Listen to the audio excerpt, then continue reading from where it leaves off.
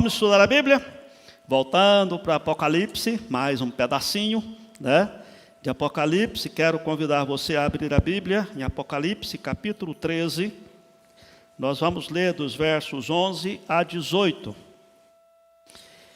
E eu quero que você preste muita atenção nesse texto todo, porque esse texto é um dos mais desafiadores do livro de Apocalipse.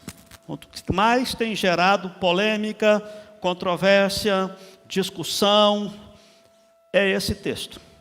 Exatamente por causa daquilo que tem no finalzinho do texto, que nós precisamos aqui de muita orientação de Deus e instrução para compreendermos de forma adequada esse livro de Apocalipse. Eu vou ler o texto, você acompanhe, tanto os irmãos aqui quanto os que estão em casa, com muita atenção. Diz assim, Apocalipse 13, de 11 a 18. Vi ainda outra besta emergir da terra. Possuía 2 chifres, parecendo cordeiro, mas falava como dragão. Exerce toda a autoridade da primeira besta na sua presença. Faz com que a terra e os seus habitantes adorem a primeira besta, cuja ferida mortal fora curada. Também opera grandes sinais, de maneira que até fogo do céu faz descer a terra diante dos homens. Seduz os que habitam sobre a terra, por causa dos sinais que lhe foi dado executar diante da besta, dizendo aos que habitam sobre a terra que façam uma imagem à besta, àquela que, ferida a espada, sobreviveu. E lhe foi dado comunicar fôlego à imagem da besta, para que não só a imagem falasse, como ainda fizesse morrer quantos não adorassem a imagem da besta. A todos, os pequenos e os grandes, os ricos e os pobres, os livres e os escravos, faz que lhe seja dada certa marca sobre a mão direita ou sobre a fronte, para que ninguém possa comprar ou vender, senão aquele que tem a marca, o nome da besta ou o número do seu nome. Aqui está a sabedoria. Aquele que tem entendimento, calcule o número da besta, pois é número de homem. Ora, esse número é 666. Vamos orar mais uma vez. Pai bondoso, nós não temos a mínima possibilidade de entender esse texto por nosso próprio esforço e pela nossa própria meditação. É por isso que nós clamamos que o Teu Espírito Santo, mesmo que inspirou esta Escritura, seja agora iluminando a nossa mente, apacentando o nosso coração e nos mostrando, ó Pai, a forma como devemos compreender essa palavra, para que sejamos edificados e confortados e exortados nessa noite. Entregamos nas Tuas mãos essa nossa súplica e oramos em nome de Jesus. Amém. Meus amados, antes de voltarmos aqui para o texto, vamos lembrar aqui os irmãos de que o livro de Apocalipse é um livro que o nome Apocalipse diz revelação. Tanto é que ele começa com essa palavra, lá no capítulo 1, versículo 1, diz a revelação de Jesus Cristo. Essa palavra que nós temos no livro de Apocalipse é um texto, é um livro para ser entendido à luz do contexto daquela época e principalmente lembrando que o público-alvo dessa carta, quando ela foi escrita, eram os cristãos que vieram do judaísmo. A base do todo o ensinamento de Apocalipse não é a história que nós temos desde a época do nascimento de Jesus até hoje, não. A base da interpretação desse texto é o Velho Testamento. O alicerce onde a revelação foi feita, foi deixada, é o Velho Testamento, a sequência da revelação bíblica. A maioria dos erros de pessoas que tentam interpretar Apocalipse é ignorar esse fato. É tentar pegar os acontecimentos da história e tentar encaixar em determinado versículo isolado do livro de Apocalipse. E aí a gente percebe que, na realidade, esse é um uso, vamos dizer, muito oportuno, ou tentando adaptar a Bíblia à nossa realidade. Essa questão, por exemplo, do número da besta, já foi uma coisa que deu polêmica durante os 2000 anos de história da igreja. Essa questão também da marca da besta, de igual forma. E quando nós olhamos esse texto, é preciso entendermos que, assim como todo o livro não é literal, João estava mostrando, contando, registrando uma visão que ele estava tendo. E você pode ver aí no capítulo 13, versículo 11, o texto que estamos estudando, ele começa de novo. Eu vi outra besta emergir da terra. Portanto, ele estava registrando a visão que ele estava tendo. E ele estava contando da forma como ele estava vendo. E os irmãos daquela época que receberam essa revelação, esse livro, certamente para eles era muito mais fácil de compreender o que João estava falando do que para nós. Porque, como disse, a base dessa revelação é o Velho Testamento. Nós já mostramos para os irmãos que Apocalipse não pode ser visto como sendo um livro para se entender do capítulo 1 até o último de forma sequencial, porque não faz sentido. Porque várias vezes ele quebra a história dizendo, acabou a história, Jesus voltou, Deus destruiu a terra e ponto final. Aí ele volta de novo a falar acerca do que aconteceu antes. Portanto, não faz sentido se você tentar entender Apocalipse do capítulo 1 até o último, como se fosse uma sequência cronológica. A melhor forma de entender Apocalipse, segundo os melhores estudiosos, é você entender que são 7 sessões que ele vai explicando as mesmas coisas de forma diferente. Então ele termina uma sessão de Jesus voltou, a terra foi destruída, o povo de Deus já foi levado para o céu definitivamente, o inferno já foi derrotado. Aí ele começa a contar tudo de novo no capítulo seguinte, desde a primeira vinda de Jesus. Tendo isso sempre o Velho Testamento como base, como alicerce, para compreender acerca desse texto. Quando nós chegamos no capítulo 12, nós aprendemos que nós chegamos no meio da história. Eu vou pedir para colocar o próximo slide, porque no capítulo 12, nós vemos um registro da história acerca do que está acontecendo antes da vinda de Jesus, no tempo do ministério de Jesus, e nos dias de hoje. E nós aprendemos que aqui no capítulo 12, versículos 1 a 4, ele fala acerca de o que aconteceu durante todo o período do Velho Testamento, acerca da angústia que o povo de Deus viveu até que viesse à luz o próprio Jesus, nos versos 1 até o verso 3. No verso 4, nós vemos o que aconteceu no verso 5, nos dias de Cristo, que aconteceu durante todo o Evangelho, que ele sintetiza num versículo só, o nascimento, o ministério, a crucificação, a ressurreição e a ascensão de Jesus. E ele sintetiza nesse versículo só a ideia de que o diabo estava tentando matar a Jesus, desde a própria tentação de Jesus, ou desde aquele episódio das crianças lá do Egito, que foi mandado matar todas as crianças de 2 anos para baixo. Tudo isso está sintetizado no verso 5. E no verso 6 é uma síntese de toda a história do que aconteceu depois que Jesus subiu aos céus até hoje, quando ele fala acerca da mulher, representando aqui a igreja, que ela fugiu para o deserto, onde Deus a protegeu das ciladas do diabo, porque como o diabo não conseguiu matar a Jesus, então ele tenta destruir a sua igreja. Aprendemos também que o bloco seguinte, ele fala do dragão, que ele estava mostrando no capítulo 12, que é Satanás e seus anjos. E no bloco seguinte, ele fala da peleja no céu e na terra com relação ao dragão. O dragão que persegue a mulher, aqui representado a igreja.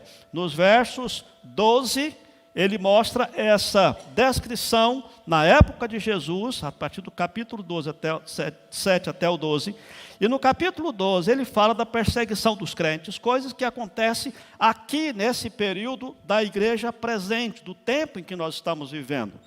Isso é extremamente necessário estudarmos esse texto, para que nós entendamos o que está acontecendo à nossa volta, para que não sejamos iludidos pelo inimigo, para que não vejamos as artimanhas que o diabo está armando contra nós, usando o mundo, usando a fascinação das riquezas, usando a cultura, e não sejamos iludidos e enganados. Lembre-se que o diabo se transforma até em aparência de anjo de luz, para enganar, se possível, os eleitos de Deus.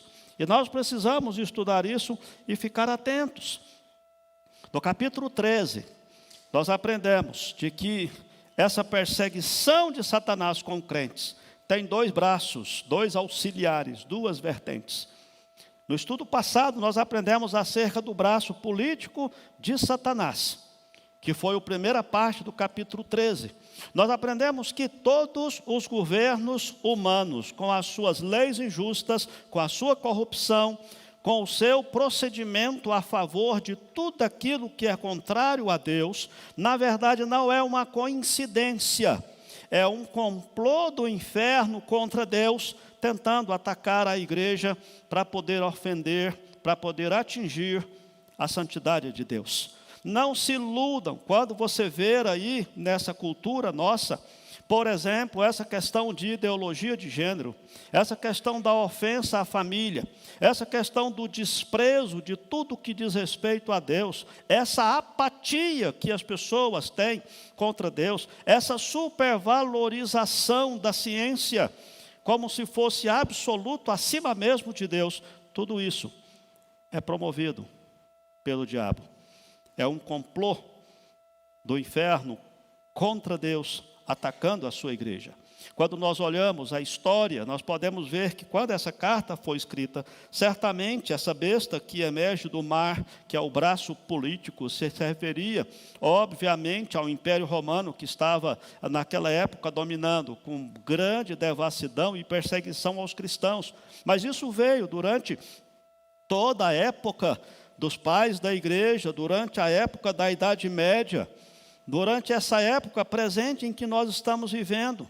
Não iludamos, queridos, quando você vê a história da Segunda Guerra Mundial, vou pegar esses episódios recentes, porque se você for pegar a Idade Média e a Idade Moderna, trocentas outras guerras, com milhões de pessoas sendo assassinadas e varridas da face da terra, grandes genocídios. Isso não é só coincidência, queridos. Isso é uma armação, é a rebeldia da criação contra o Criador. É aquilo que Paulo já tinha dito lá em Romanos, dizendo que por haverem desprezado o conhecimento de Deus, Deus mesmo os entregou a disposições mentáveis reprováveis.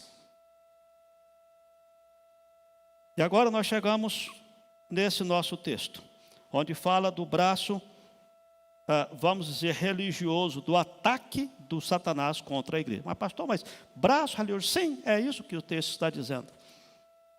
O resumo do que nós vemos do estudo passado, põe o próximo slide, por favor, Kênia. O resumo que nós vemos do estudo passado é que do primeiro metade falou acerca desse braço político, falou a descrição dessa besta, da poder e da autoridade e da perseverança dos crentes. E nós concluímos que a nossa fonte de esperança sempre será Deus. Jamais podemos confiar que vamos eleger um presidente, vamos eleger um governador, vamos eleger um prefeito, ou deputados, ou senadores que vão ser a salvação dessa história. Não vamos. Aliás, um pouquinho mais à frente, mais perto das eleições, quero trazer uma orientação para a igreja, uma só, acerca desse assunto, das eleições que teremos esse ano.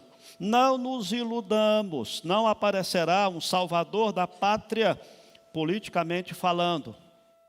A esperança nossa sempre é Deus.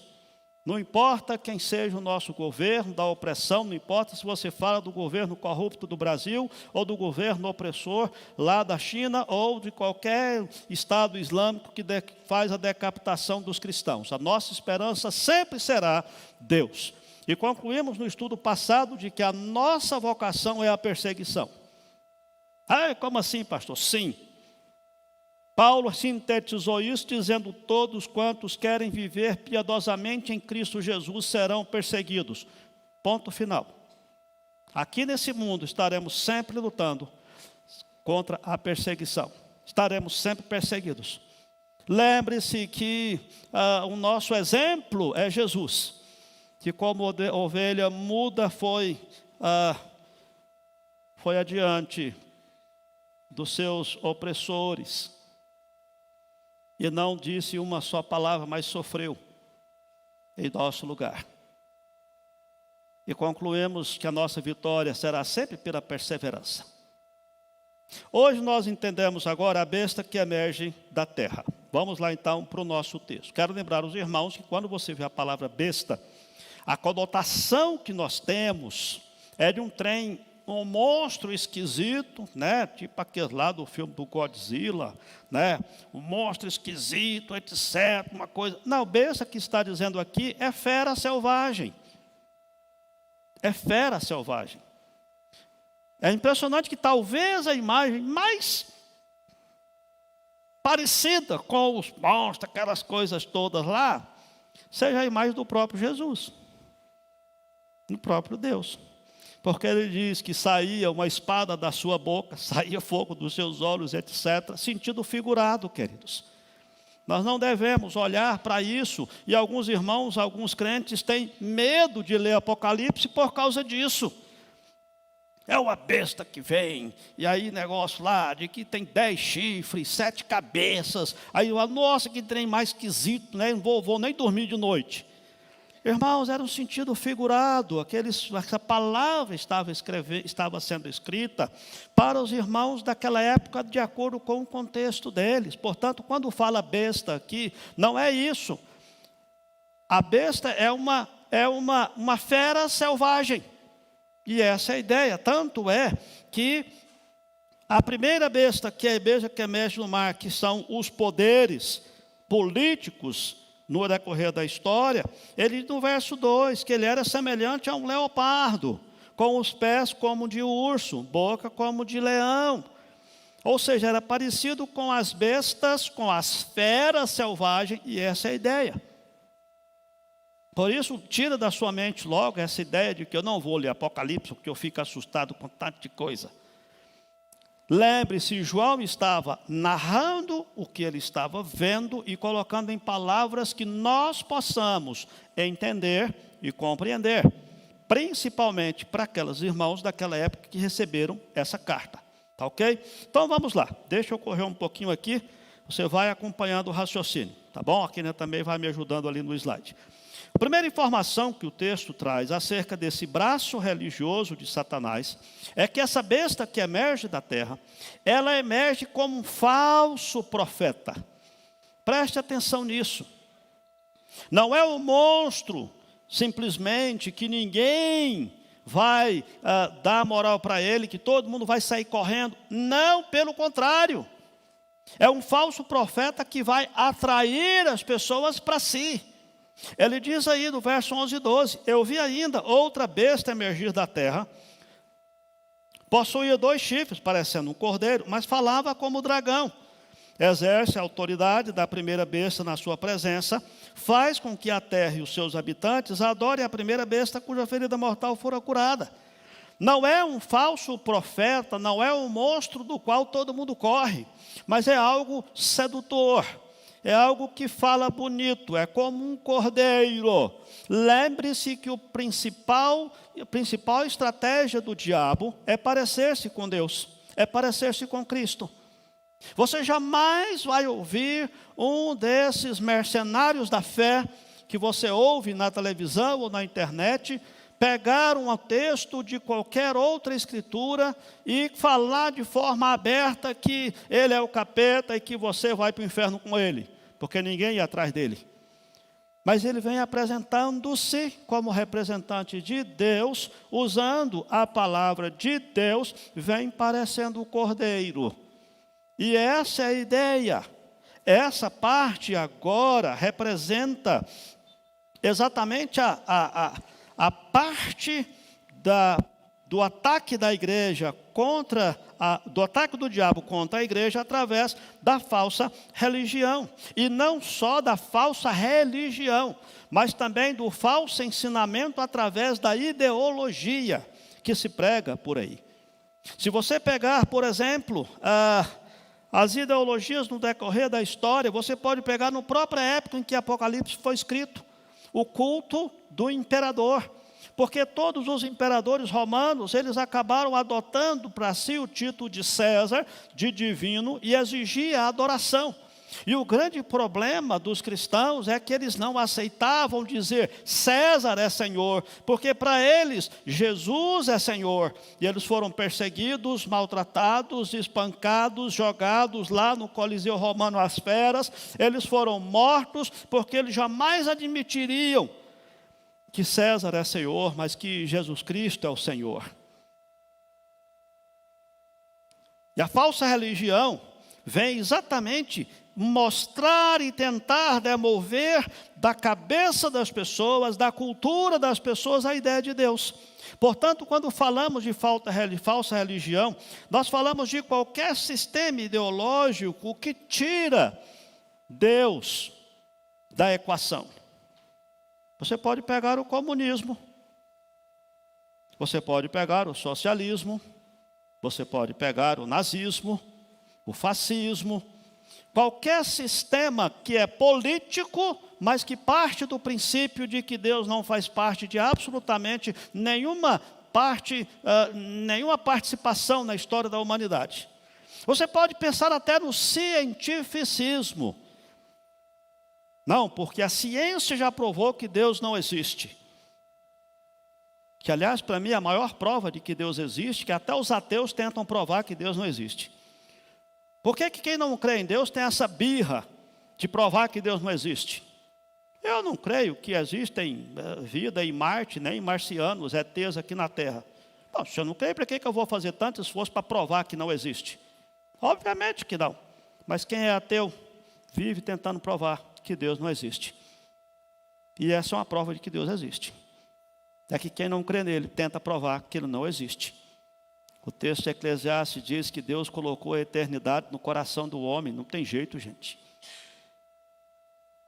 Então, quando nós olhamos, a ideia que está aqui, irmãos, é aquela ideia, quando fala acerca dessa besta que tinha 2 chifres parecendo um cordeiro, mas era um dragão disfarçado, é o que Jesus já havia dito acerca do lobo em pele de cordeiro, em Mateus capítulo 7, verso 15. Porque o falso profeta, ele vem de forma bonita, de forma agradável, ele traz textos da Bíblia, e ele mostra na Bíblia alguma coisa que ele está ensinando. É por isso que o cristão precisa estar atento com relação a isso, porque não é só o falso profeta no sentido do falso bispo, falso apóstolo, falso pastor, ou outros falsos que tem por aí, mercenários da fé, que estão pregando uma palavra que vai contra a própria palavra de Deus, com fins espúrios, mas há também o professor universitário, mas há também a ciência, é também a escola de seu filho, lá no primário, quando começa a ensinar que os valores da palavra de Deus e do reino de Deus são coisas ultrapassadas, que ninguém liga para isso mais. Isso são os governos e as ideologias políticas que tentam extirpar Deus e tudo que diz respeito a Deus de uma nação. É o falso profeta. É aquele que vem em nome de Satanás para combater o evangelho com filosofias sutis, com falsos ensinos que promovem a ideia da aniquilação de Deus e de tudo que diz respeito a Deus. A família foi criada por Deus, então vamos acabar com a família. A sadia sexualidade foi criada por Deus, então vamos acabar com os gêneros e vamos inventar LGBTQI, XYZ e patetê e patatá, porque vai se criando uma série de coisas que são absolutamente contrários ao que Deus estabeleceu de pirraça. Não se iludam, gente. Não é uma questão casual, é uma pirraça, é a rebeldia do Criador, da criatura contra o Criador. Então esse falso profeta, ele vem com a finalidade de enganar. Ele vem como cordeiro, mas é o dragão. E o dragão, os irmãos sabem perfeitamente, é Satanás e todos os seus os seus intentos contra Deus. A segunda informação que o texto traz é que essa besta que emerge da terra, ela emerge também como enganadora. É um falso profeta que fala não em nome do dragão, mas tenta parecer-se com o cordeiro, a fim de que a adoração que deveria ir para o cordeiro vá para o dragão. Enganar, as pessoas não sabem que estão fazendo isso. Verso 13 e 14, ele também opera grandes sinais, de maneira que até fogo do céu faz descer a terra diante dos homens. Ele seduz os que habitam sobre a terra, por causa dos sinais que foi dado executar diante da besta, dizendo aos habitantes que habitam sobre a terra que façam imagem à besta. Engana.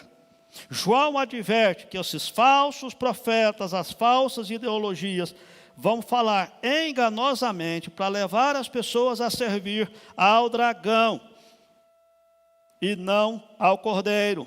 E essa segunda besta também prega sinais e maravilhas com o mesmo propósito.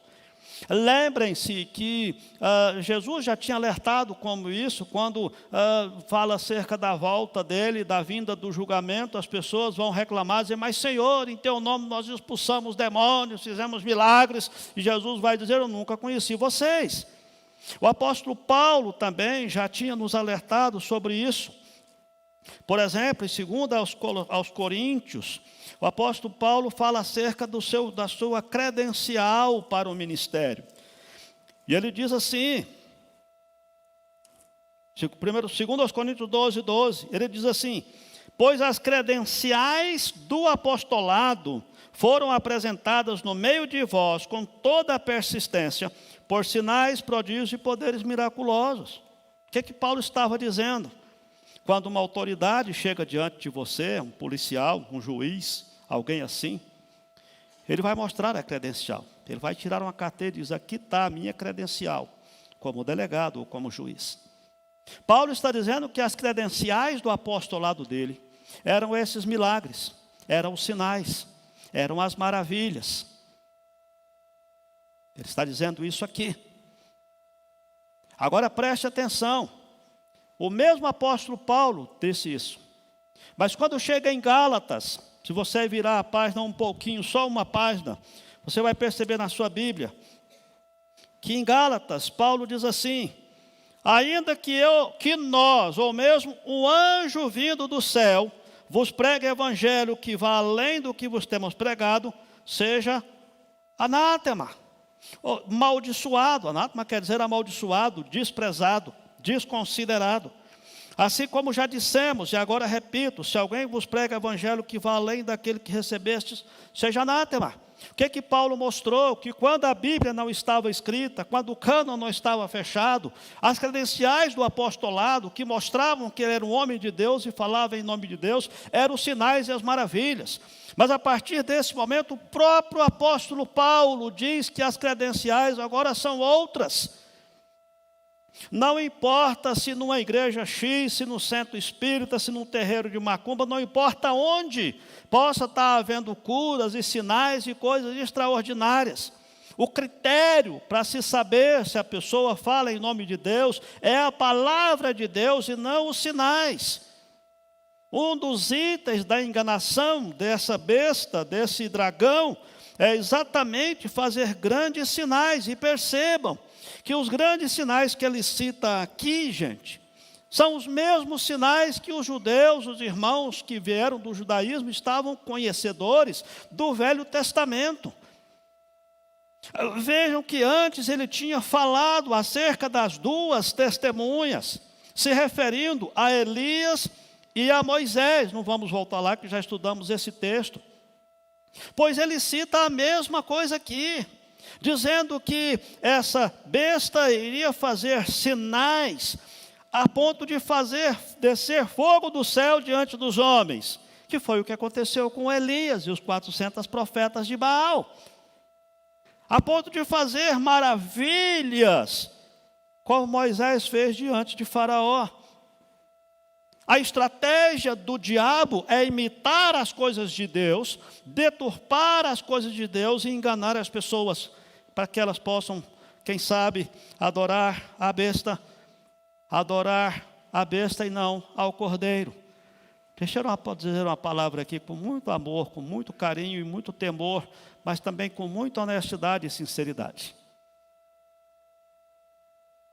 Os amados que são católicos, e respeito a vossa religião, aqueles que aqui estão e aqueles que estão vendo pela internet ou vão assistir isso aí um outro dia. A confissão de fé de Westminster coloca o Papa ou o papado como sendo esse anticristo. Mas a palavra que quero trazer não é essa. Daqui a pouco vamos chegar um pouquinho lá quando chegar no final. Mas a palavra que eu quero trazer aqui é que muitas vezes as pessoas adoram sem saber que estão adorando. Muitas vezes as pessoas têm a sua adoração pessoal desviada de Jesus. E sem nenhuma pretensão de estudar aqui sobre Maria, que foi de fato bem-aventurada, não resta a menor dúvida disso, teve um papel importantíssimo do plano da salvação, mas a própria Maria não advogou para si a adoração que é a ela atribuída, porquanto toda adoração só é digna, só é devida a Jesus. Agora, por que eu estou dizendo isso? Vamos dizer assim, com certo receio. Porque eu sei, irmãos, e conheço, tenho vários amigos que são católicos, dedicados, honestos e sinceros. Assim como também eu tenho várias pessoas que eu conheço, e talvez até aqui da igreja tenha alguém que frequenta e gosta da Universal do Reino de Deus, por exemplo. Pastor, você vai falar mal do outro pastor lá? Não, queridos, eu estou expondo a palavra de Deus. Toda e qualquer religião que desvirtua, que desvia a glória de Cristo para cima de homens, ou de qualquer outro tipo de pessoa ou entidade, é uma enganação. E preste atenção, nós precisamos estar atentos a isso, porquanto Deus não reparte a sua glória com ninguém. Cuidado com sinais, prodígios e maravilhas. Cuidado com aquela atitude de alguns crentes que saem correndo atrás disso, que vão a uma igreja porque lá tem uma oração forte, vão lá porque tem uma cura e etc. Mas você começa a estudar e a ver a doutrina daquela igreja, você começa a perceber que está completamente fora da palavra de Deus. E obviamente que não temos tempo aqui de estudar as doutrinas da Igreja Católica Romana, mas eu deixo o desafio para qualquer católico honesto que estude a palavra de Deus e perceba. Sua conclusão vai ser a mesma de Lutero. Lutero era um padre, era um sacerdote, que estudou a Bíblia e diz, nós estamos pregando errado, não é assim que a Bíblia diz, o justo viverá aí pela fé. Lutero tentou mudar a igreja, como percebeu que não foi possível, então promoveu essa reforma protestante, tentando trazer de volta para a palavra de Deus. Porque essa besta que emerge da terra é um braço religioso que tenta enganar. Quando eu falo enganar, irmãos, e aqui volto a dizer, eu não estou aqui criticando a fé de ninguém, eu estou dizendo que tem muitas pessoas que são honestas, sinceras, mas estão sendo enganadas. Estão tirando de Jesus toda a adoração, estão tirando de Deus toda a adoração e desviando para sistema religioso, para santo, para pastor, para a campanha de Israel, para a campanha da arca de não sei o que lá e tudo mais. E aí se desvia a glória de Cristo para as coisas que não deveriam receber glória. Os irmãos se lembram lá daquele episódio no deserto, quando Moisés levantou a serpente, foi uma grande bênção para o povo de Deus. Quem era picado pela serpente, aqui na areia, era só olhar para aquela serpente de bronze que seria curado. Quando você chega em Números, Deus diz assim, quebre essa serpente, destrói, porque o povo passou a adorar a serpente. Em vez de adorar a Deus, eles passaram a adorar aquela serpente de bronze que Deus mandou fazer, para aquele momento específico. Deus faz a arca, que é o símbolo da sua comunhão dele no meio do seu povo. De repente o povo começa a adorar a arca. E Deus então faz com que a arca suma, desapareça. Que lá em Jeremias 3,16, Deus fala: eu não quero que vocês mais façam nem cópia dessa arca. Vocês não é mais para ter ideia de como era essa arca, porquanto eu sou o Deus de vocês. Agora as pessoas começam de novo a fazer a campanha da arca. Você vai levar a arca para sua casa e desvia a adoração, enganação. Gente que é sincera na sua fé, mas estão sendo enganadas. Estão adorando não a Deus. Por isso a importância dessa credencial, queridos. Não é porque a igreja está cheia, não é porque tem histórico de que está sendo gente curada, que é de Deus. A palavra de Deus é que é a credencial daquele que fala em nome de Deus. Terceira lição que nós temos nesse texto aqui, terceira informação, é que essa besta emerge também como perseguidora. Não é só o ensinamentozinho errado, não. Porque ele diz aqui também, no verso 15, como ainda que fizesse morrer todos quanto não adorassem a imagem da besta. Aqui mesmo nós temos, em Apocalipse capítulo 2, lá na igreja de Pérgamo, verso 13, conheço o lugar em que habitas, onde está o trono de Satanás, e que conservas o meu nome e não negaste a minha fé, ainda no dia de Antipas, a minha testemunha, meu fiel, o qual foi morto entre vós. E saibam, e eu sei que vocês sabem, que a gente vê isso muito na internet, quantos cristãos estão sendo presos, decapitados, torturados, não talvez no nosso país, mas nos países islâmicos, nos países da cortina de ferro, da antiga cortina de ferro. Crentes que só por ter uma Bíblia no celular, um aplicativo de celular com a Bíblia, são presos, torturados, perdem os seus bens. No decorrer da história toda, irmãos. Não só hoje, não é aqui no Brasil, aqui em Goiânia. Vamos olhar a história como um todo, à luz do que a palavra de Deus está mostrando aqui. A ideia é que não é que todos os cristãos vão ser mortos sob a influência de Satanás, mas que os adoradores de falsas religiões, muitas vezes, vão mostrar o seu zelo, a sua religião, perseguindo os cristãos. Eles não fazem isso para matar os cristãos. Eles fazem isso porque na cabeça deles, eles estão servindo com fidelidade a Alá, como os muçulmanos. Por exemplo, só para usar um exemplo dos muçulmanos. Não estão fazendo isso de forma a matar os crentes conscientemente. Eles estão purificando, sei lá, qual a ideia que eles têm na cabeça, mas eles estão achando que está fazendo certo. Eles estão achando que são religiosos dedicados ao matar os cristãos. Ao explodir uma bomba numa mesquita, por exemplo. A ideia é essa. O que está por trás disso, irmãos, desse terrorismo todo que a gente vê por aí, não é simplesmente um sistema ideológico político, mas é um povo que acha que está fazendo certo.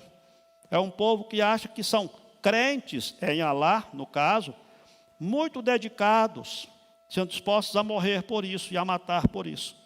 A quarta informação que nós temos e última informação que nós temos é que essa besta emerge como manipuladora. Manipular todas as circunstâncias. Vejam o que ele diz no verso 16 e 17: a todos os pequenos e grandes, ricos e pobres, livres e escravos, faz que seja dada certa marca sobre a mão direita ou sobre a fronte, para que ninguém possa comprar ou vender, senão aquele que tem a marca, o nome da besta ou o número do seu nome.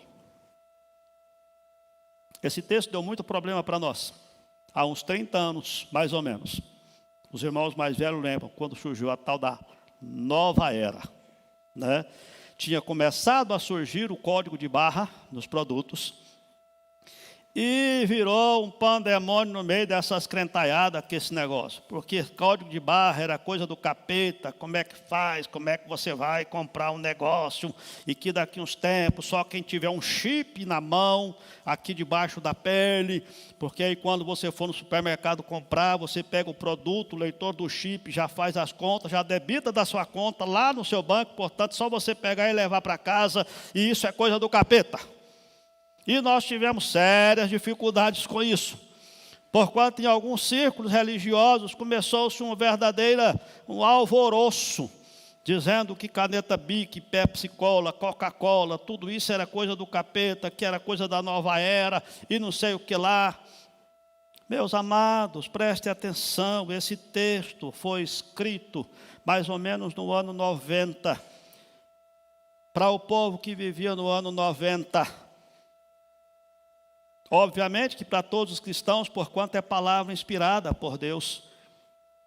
E a grande questão é, se nós tivermos de fato o código de barra como sinal da besta, e aí? Nós vamos deixar de viver por causa disso? Vamos deixar de ser testemunhas por causa disso? Todos nós acostumamos com o código de barra. Tem aqui até a teoria de que todo código de barra, ele tem um risquinho no meio, um de lado, um de outro. Aí, não, gente, ali é 666, é o que está aqui. Portanto, é do capeta. Portanto, é coisa do fim do mundo, que os crentes não devem se envolver com isso, etc. e tal. Nada disso, queridos. É preciso ter discernimento. A palavra final é essa. Aqui está a sabedoria. Isso aqui foi escrito no ano 90 depois de Cristo. Apocalipse não é um livro para você interpretar a história do futuro, mas é a revelação de toda a história da humanidade, desde a fundação do mundo até a volta de Jesus, e tudo o que acontece nesse período. Aqui nós vemos essa manipuladora, porque sempre foi assim, nunca foi diferente, gente. O projeto, a coisa que está por trás aqui, é que mesmo no mundo romano, os escravos eram tatuados para identificar os seus donos. Portanto, a comparação que se faz é essa. É a identidade daquele que adora a Cristo e a identidade daquele que adora a Deus. Não é uma marca real, física, visível, porquanto não é possível que seja. Vejam, quando chega lá em Deuteronômio, capítulo 6, diz assim: estas palavras que hoje te ordeno, estarão no teu coração, tu as atarás à tua fronte, tu as amarrarás na sua roupa. A ideia não era que você, como os judeus interpretaram ao pé da letra, de forma equivocada, não era você pegar um trechinho daquele texto de Deuteronômio e fazer aqui uma tiara com aquele texto escrito e andar com ele o tempo todo. Não era que você tinha que fazer aqui na barra da sua roupa uns versículos bíblicos, não. A ideia de Deuteronômio é que essa palavra estará na tua mente, ela estará regendo as tuas ações, a tua mão. Esse é o sentido figurado da palavra estar presente na sua vida. Da mesma forma, queridos, a ideia que está implícito aqui, não é que a besta vai exigir uma tatuagem na testa, mas vai exigir uma mente que pensa como ela. Não é que vai exigir uma marca na mão, mas vai exigir ações que condizem com os ensinamentos dela. É isso. Nós temos que entender, porque não faz sentido, volto a dizer, se o livro todo, ele é um livro para ser interpretado, não de forma literal, isso aqui também. Qual a relevância disso, queridos? É que às vezes você fala: eu não tenho a marca da besta, eu não tenho a marca do diabo, mas você concorda com ele, mas você pensa como ele. Eu não tenho a marca do diabo nas minhas mãos, sei lá, se alguém pode entender que isso é tatuagem, mas as suas ações é segundo a orientação e os princípios dele. Você está sendo enganado, como disse, ele surge como enganador. Você está fazendo o que o diabo quer e ainda fica rotando dizendo que eu sou crente, eu não tenho a marca do diabo na minha vida, mas faz o que o diabo quer. Vive do jeito que o diabo quer, não do jeito que Deus quer e estabelece na sua palavra. Quando você tem princípios que são contrários à palavra de Deus, aos preceitos da palavra de Deus, aos valores do reino de Deus, não tem meio termo, não tem em cima do muro. Lembre-se daquela piadinha de que o cara estava no muro que divide o céu do inferno, E os anjos falando, pula para cá, e o diabo caladinho, e o cara vira para o diabo e diz, você não vai me chamar para ir para aí não? E o diabo diz, não, o muro é meu. Você já está do meu lado se ficar em cima do muro. É uma piada, na verdade, né, irmão? Não tem nada de fundamento nisso. Mas é isso, quando você tem valores que são contrários aos valores de Deus, você está vivendo do jeito que o diabo gosta. E é isso, é o pensamento e as ações, e essa é a ideia da manipulação. Pastor, mas esse negócio de vender e comprar, tá bom, aí você pode entender que de fato existia um contexto de que as pessoas precisavam de ter uma certa autorização do Império Romano. Mas quando nós olhamos essa situação, gente, nós temos que entender de que a ideia não é necessariamente que só quem tem uma imagem de Satanás vai poder entrar no supermercado. Não. A ideia é que as pessoas vão começar a vender a alma, vamos dizer assim, na empresa onde trabalha. As pessoas vão começar a fazer coisas erradas e a pensar do jeito contrário a de Deus, para que possam adquirir riquezas, para que possam adquirir status, para alcançar posições mais elevadas na empresa ou na sociedade. Lembre-se, irmão, de vez em quando eu fico pensando, gente, vamos pensar aqui em Hitler. Tá bom, Hitler foi o que foi, todo mundo sabe, ninguém nega, e a história está aí para mostrar. Mas o que me assusta é como que uma nação inteira fez o que fez.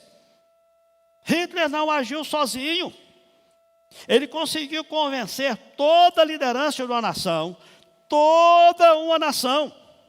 E as pessoas que estavam na liderança dessa nação não juraram lealdade incondicional a Adolf Hitler porque achavam ele interessante, porque admiravam ele. Mas porquanto Hitler conseguiu motivar aquele pessoal pelo patriotismo de fazer uma grande nação. E depois, quando a coisa desandou, eles já estavam comprometidos com Hitler e acabaram fazendo o que fizeram.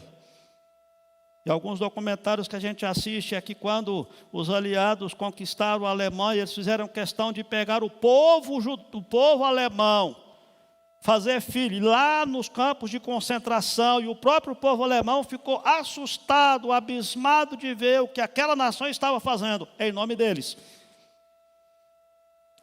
É o engano, a manipulação.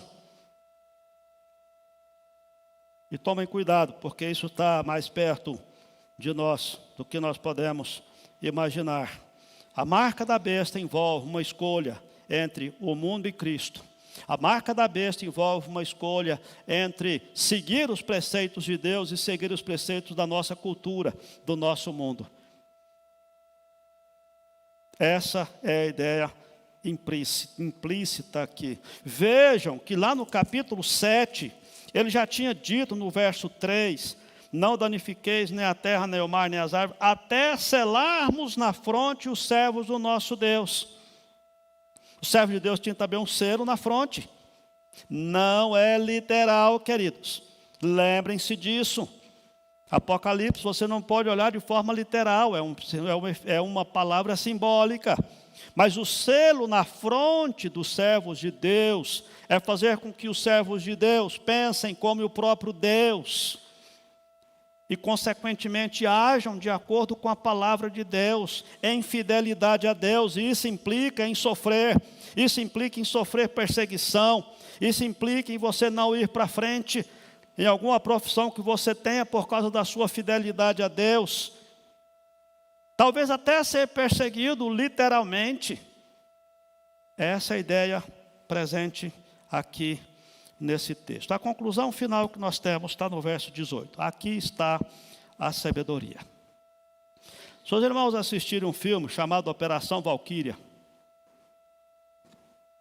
conta uma história verídica de um grupo de pessoas que fizeram um plano para assassinar Hitler, bem no começo da Segunda Guerra Mundial. Eles perceberam, viram e disseram, olha, Hitler tem que morrer. Tinham 2 cristãos, acho que um major e um coronel, nesse grupo. 2 crentes. fazendo parte do complô. Certamente, irmãos, Hitler foi uma mala de bomba que deixaram perto da mesa dele, onde ele estava numa reunião, e alguém tirou essa mala de lugar, a bomba explodiu, Hitler foi machucado, mas Hitler não morreu. Essa é a história verídica que você vê em qualquer livro de história. Não é assim que nós combatemos o mal. Certamente que aqueles dois irmãos tiveram boas intenções no coração e etc. e foram justificados diante de Deus por causa do sangue do Cordeiro. Mas quando João diz que aqui está a sabedoria, é que nós devemos ser sábios em discernir entre o verdadeiro e o falso profeta. E nós devemos ser sábios de como devemos lutar contra isso. Nós devemos ser sábios, não adianta você simplesmente usar a mesma arma do mal para combater o mal. Não se combate o mal com o mal, se combate o mal com o bem, com as armas de Deus. E esta é a sabedoria que permite aos cristãos ver o inimigo do jeito que ele é, para não ser enganado ou intimidado pelas suas armas. É que permite ao cristão saber que ele vai sofrer e pagar o preço por ser fiel a Deus. Agora, observe aqui, João traz nesse ponto o verso mais conhecido e mais contestado, que é o número 666. Obviamente que quando chegamos nesse texto, a ideia é que João está permitindo identificar o anticristo, a primeira besta. Mas vejam, quando nós olhamos para esse texto, nós temos que considerar que tanto o hebraico quanto o grego, língua em que for escrita a Bíblia, que foi escrito esse texto aqui em grego, não existiam números no alfabeto deles, no sistema de contabilidade deles. Eram usadas letras. E a ideia é de que 666 era a soma de todas as letras do nome completo de Nero, que era o governante. E aí as pessoas pegaram isso e disseram que isso também se aplica a Augusto, não sei o que lá, Pio XII. Aí soma tudo, dá 666. Faz lá uma série de manipulações. Pega o nome completo, Adolfo Hitler, traduz lá para o latim, depois traduz para o grego, soma vai dar 666. Aí já falaram até do presidente norte-americano também, que é a besta, porque somando lá o nome, acho que era Ronald Reagan na época, somando também vai dar. Não tem absolutamente nada disso, queridos. A ideia implícita nesse texto não é para você identificar o anticristo fazendo esse tipo de soma. Muitos cristãos fazem verdadeiros exercícios filosóficos para poder chegar a isso.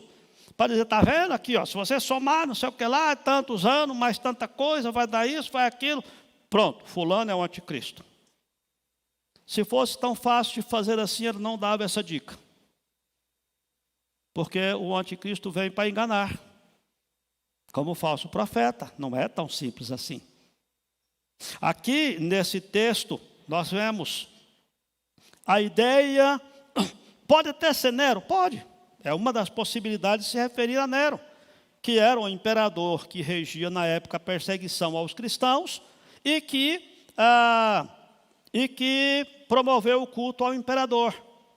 Mas se fosse só isso, estava resolvido o problema. Nero morreu, o Império Romano acabou, isso aqui não tem utilidade nenhuma para nós mais. Mas o princípio não é esse. A ideia que está aqui, uma das melhores interpretações para se entender isso é entender o simbolismo de 6. Os irmãos viram, nós já estudamos em Apocalipse, que o número da perfeição é 7. Se você pegar o nome de Jesus Cristo em hebraico ou em grego e fizer as contas de que cada letra simboliza, vai dar 888.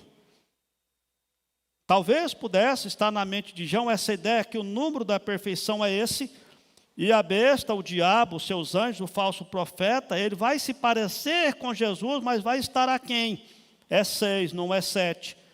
Ao passo que Jesus não é perfeito, mas ele é mais que perfeito porque é 8. E aí, por que 3, 6, pastores? Porque eles estavam tentando imitar também a Trindade, o Pai, o Filho e o Espírito Santo. Então, nós não sabemos, de fato, o que é esse 666. Nós temos essas teorias, essas possibilidades, mostrando que o dragão e suas 10 bestas apresentaram como a falsa divindade, né? Tentando aparecer como perfeito, mas não é 7, é 6. Agora, essa ideia do número 6 repetido 3 vezes, talvez esteja mostrando o máximo da incompletude, o máximo do pecado encontrado na besta. Ela simboliza a imperfeição suprema. Mas volto a dizer, nós não temos nenhuma interpretação plausível do que seja de fato 666, mas na cabeça daquele povo eles tinham exatamente essa ideia, exatamente esse contexto. Você pode aplicar isso como sendo a algum personagem do decorrer da história? Talvez. Mas e quando esse personagem morreu e sumiu? Acabou? Não tem mais besta? Acabou essa besta que morreu porque Nero morreu, o Império Romano também? Não, porque isso está no decorrer de toda a história até a volta do Cordeiro, até a volta de Jesus. Portanto, isso ainda está valendo. Pode ser um sistema que tenta suprimir a Deus e etc, e etc, e etc. A única coisa que nós temos certeza é que é um levante contra Deus, como já disse aqui.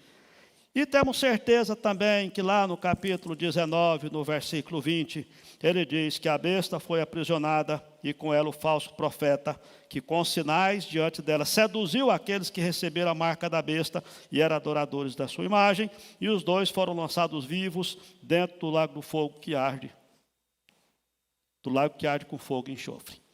Um dia Deus vai botar uma condenação final, total e absoluta sobre tudo isso, não importa o que seja. Gostaria de concluir trazendo uma aplicação para lembrar os irmãos que João diz que nós temos que entender que nós estamos contra essa tríade mortal de Satanás, juntamente com os tiranos ao serviço dele e os falsos profetas que estão a serviço dele. E isso é agir de sabedoria, para que a gente tenha discernimento, para que a gente não identifique como sendo do diabo algo que seja de Deus, e nem identifique como sendo de Deus algo que seja do diabo. E a sabedoria que está aqui não é simplesmente para você arrumar uma arma do próprio mal para combater o mal. Não, você precisa combater o bem. E nós cristãos temos que lembrar disso. Nós temos que não ter medo dos ataques do diabo, viver sem medo, entretanto viver atentos, para não deixarmos nos enganar e nem seduzir. E se você tiver que passar por perseguição, lembre-se que o golpe mortal do inimigo, o máximo que pode fazer é mandar você para os braços amorosos de um Cristo vitorioso, é de tirar a sua vida. E quando isso acontecer, você vai estar na presença do seu Salvador. Por isso, não tenha medo, não tenha receio do mal. Aquilo que nós temos, queridos, é que confiar na perfeição da glória de Cristo, na sua salvação, e sermos ousados para contar aos outros acerca desse amor e da graça de Deus. Isso vai gerar perseguição, porque o diabo vai ficar furioso com você. Mas isso é bênção da parte de Deus, você ser alvo dos ataques do inimigo. Lembre-se que todos quantos querem viver piedosamente em Cristo Jesus serão perseguidos. Portanto, ser cristão, mostrar a cara, dizer lá na escola, no trabalho, qualquer lugar, que eu sou cristão, eu sirvo a Deus, eu tenho os meus princípios, e quando alguém vier falar qualquer coisa que vai contra os valores do reino de Deus, você se pronunciar contra. Não é assim que nós aprendemos, não é assim que é a realidade. Você vai ser perseguido, mas você precisa enfrentar isso. A intenção de João é que aconteça comigo e com você o que está registrado no capítulo 12, versículo 11. Pois eles venceram por causa do sangue do Cordeiro e por causa da palavra do testemunho que deram, e mesmo em face da morte, não amaram a própria vida. Que Deus abençoe a sua vida, seu coração, que você analise essas palavras. Entendo e sei que nós não temos respostas para interpretar todos esses itens desse texto, mas nós precisamos entender que nós estamos aqui para servir a Deus com fidelidade e termos cautela, cuidado com relação às armadilhas que o diabo estará armando para nós. Não serão explícitas, não serão declaradas, serão sutis, serão sofismas, armadilhas. É por isso que o cristão não pode viver de forma despreocupada, mas precisa estudar a palavra e precisa aplicar na sua vida a palavra de Deus, a fim de não ser enganado, a fim de não ser ludibriado pelo inimigo. Que Deus abençoe a sua vida, seu coração, e que você continue disposto a estudar a palavra de Deus com profundidade e com seriedade. Olá, que bom ter você por aqui. E aí, gostou do vídeo? Então não se esqueça de se inscrever no nosso canal, ativar o sininho para receber as notificações dos outros vídeos que virão, curtir esse vídeo e principalmente, é claro, compartilhar ele com as pessoas que você ama, para que elas também sejam edificadas e abençoadas por essa mensagem. Nos siga também nas outras redes sociais que estão aparecendo aí na sua tela, para você poder acompanhar melhor os nossos horários e as nossas programações. Tá bom? Que Deus abençoe sua vida e até o próximo vídeo.